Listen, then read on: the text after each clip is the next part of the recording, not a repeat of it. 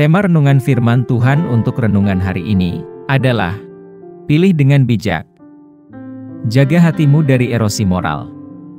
Pertimbangkan konsekuensinya sebelum bertindak. Ayat Alkitab yang kita baca sesuai bacaan Sabda Bina Umat GPIB hari ini adalah dari Amsal 6 ayat 30 sampai ayat 35 yang berbunyi sebagai berikut. Apakah seorang pencuri tidak akan dihina apabila ia mencuri untuk memuaskan nafsunya karena lapar? Dan kalau ia tertangkap, haruslah ia membayar kembali 7 kali lipat, segenap harta isi rumahnya harus diserahkan. Siapa melakukan zina tidak berakal budi. Orang yang berbuat demikian merusak diri. Siksa dan cemooh diperolehnya, malunya tidak terhapuskan. Karena cemburu adalah geram seorang laki-laki, ia tidak kenal belas kasihan pada hari pembalasan dendam. Ia tidak akan mau menerima tebusan suatu pun, dan ia akan tetap bersikeras, betapa banyak pun pemberianmu. Demikian bacaan Alkitab hari ini. Haleluya.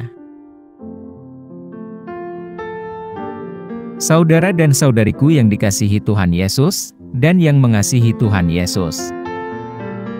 Amsal 6, ayat 30 sampai ayat 35, adalah bagian dari kitab Amsal dalam Perjanjian Lama di Alkitab.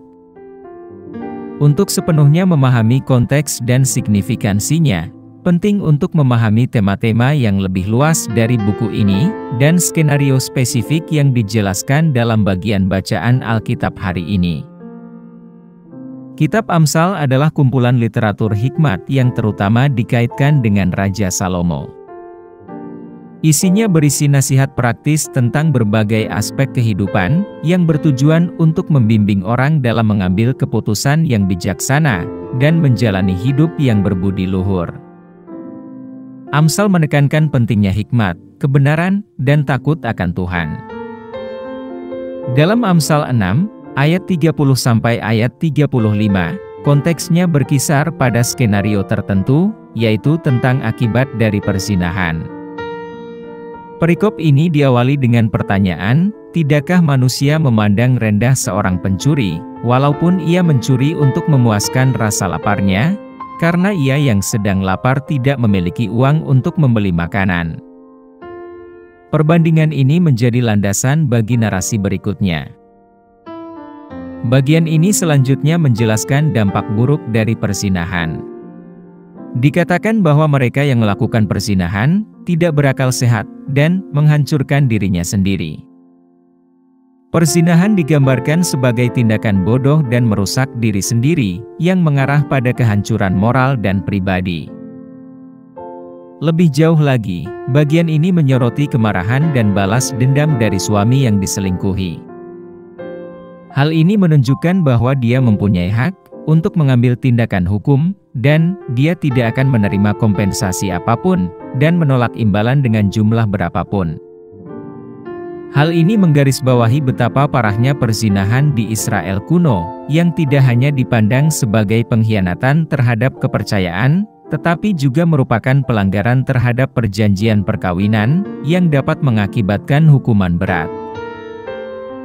Bagian ini diakhiri dengan penekanan bahwa perzinahan menimbulkan rasa malu, aib, dan kerusakan permanen pada reputasi seseorang. Hal ini mengingatkan bahwa stigma perzinahan akan melekat pada diri pelaku zina dan tidak mudah dihapuskan.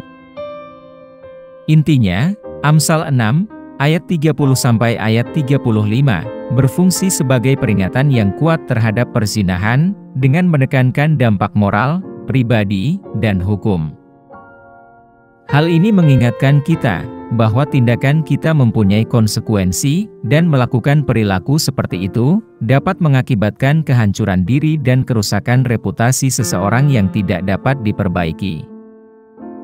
Bagian ini sejalan dengan tema Amsal yang lebih luas, yang menekankan pentingnya hikmat, kebenaran, dan hidup sesuai dengan prinsip-prinsip Tuhan. Apa pesan Tuhan untuk kita yang hidup di masa kini? Ayat ini mengingatkan kita bahwa perzinahan yang menyimbolkan pilihan-pilihan yang impulsif dan merusak mungkin tampak menarik di tengah situasi yang menggairahkan. Namun, ini adalah jalan yang penuh dengan bahaya. Hal ini mengajarkan kita bahwa daya pikat kesenangan instan dapat menyebabkan penderitaan yang bertahan lama, tidak hanya menghancurkan pedoman moral kita sendiri, tetapi juga kepercayaan dan ikatan yang kita miliki dengan orang lain. Di dunia modern kita, di mana godaan mudah didapat dan sering diagung-agungkan, seruan untuk menjaga hati kita dari erosi moral menjadi lebih nyata dari sebelumnya. Hal ini mendorong kita untuk merenungkan pilihan-pilihan yang kita buat, mendorong kita untuk menolak tarikan kepuasan sesaat yang dapat meninggalkan bekas luka yang bertahan lama.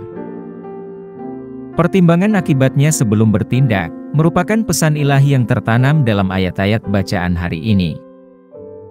Hal ini mendorong kita untuk berhenti sejenak, berpikir melampaui keinginan sesaat, dan mempertimbangkan dampak keputusan kita terhadap kehidupan kita sendiri, dan juga kehidupan orang-orang di sekitar kita. Hal ini mengingatkan kita bahwa kebijaksanaan tidak terletak pada pencarian kesenangan sesaat, namun pada pertimbangan cermat tentang bagaimana tindakan kita menentukan masa depan kita. Dalam pesan Amsal ini, kita menemukan motivasi bagi iman kita. Hal ini menantang kita untuk mencari jalan kebenaran, memilih dengan bijak, dan memupuk ketabahan moral yang tahan terhadap berbagai badai pencobaan. Ini juga mengingatkan kita bahwa iman yang sejati tidak bersifat pasif, tetapi memerlukan komitmen yang teguh untuk hidup selaras dengan prinsip-prinsip Tuhan. Dengan memilih secara bijaksana, menjaga hati kita, dan mempertimbangkan konsekuensinya, kita menghormati iman kita dan, pada gilirannya, iman kita memperkuat kita untuk menghadapi tantangan zaman ini. Apa yang harus kita terapkan dalam kehidupan kita sehari-hari? Kita harus memprioritaskan pilihan moral dan etika daripada kepuasan instan semata. Kita harus menjaga hati kita, yaitu kompas moral kita, dengan menolak godaan yang dapat menyebabkan erosi moral. Kita harus mempertimbangkan konsekuensi dari setiap tindakan kita. Kita harus memiliki pikiran jangka panjang dan mengevaluasi dampak tindakan kita, baik terhadap diri sendiri maupun orang lain. Kita harus memiliki integritas nilai, menyadari bahwa karakter batin lebih berharga daripada penampilan luar atau keuntungan jangka pendek. Kita harus membangun dan menjaga kepercayaan serta kehormatan dalam hubungan relasi kita dengan sesama, menghindari tindakan yang dapat mengkhianati orang lain, khususnya mitra kerja kita.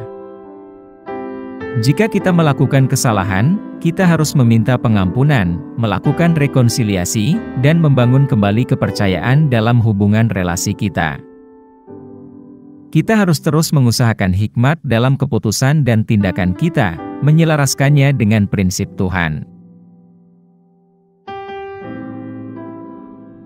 Mari kita berdoa.